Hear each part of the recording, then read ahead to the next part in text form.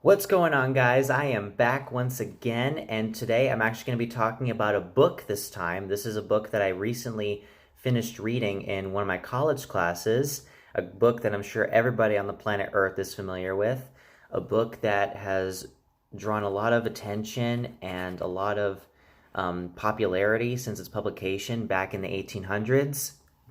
Frankenstein. Now, this book was written by Mary Shelley and is about a scientist named Victor Frankenstein who is interested in modern science and is interested in putting life into animate objects. And then he goes to college and he sets out to create his own, basically his own human, which a lot of people think that Frankenstein is the name of the monster. It's not. It's the name of the scientist who created the monster, so don't get yourself confused with that.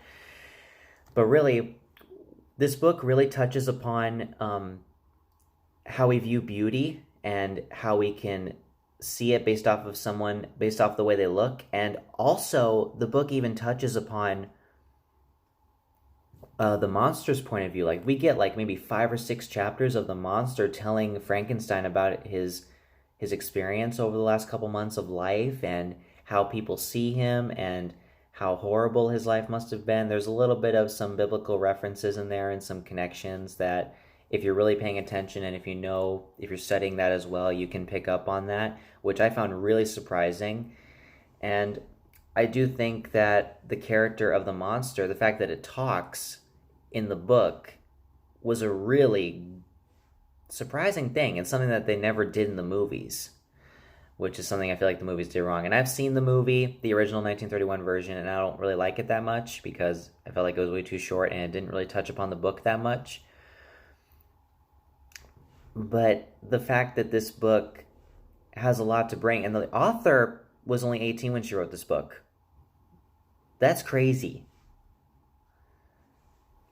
That's like really good that she wrote a good piece of work like this at such a young age. Like, she's younger than I was.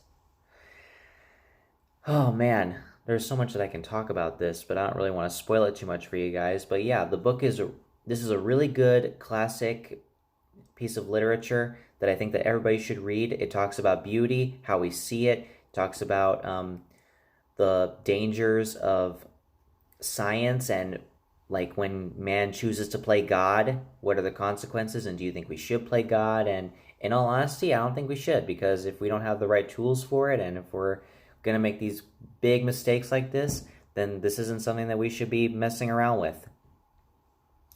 But yeah, in all honesty, I do have a few issues with the book. To be honest, the beginning of the book, like the first 3 chapters, were pretty slow. And I do think that the monster's story about his couple months of life when he was around and living alone in the wilderness and interacting with small amounts of people, I do think it goes on for too long, and I don't think we needed all of that. So I think it was a little bit slow, but in the end, this is a really dang good book, and I do want to read it again sometime, and I hope more people do get a chance to read it. Don't just see the movies. Read the book. The book is great. It's far better than the movies, and I'm going to give it an A-. So guys, thank you so much for watching. Look forward to more book reviews or movie reviews coming up in the future, and I'll see you guys next time.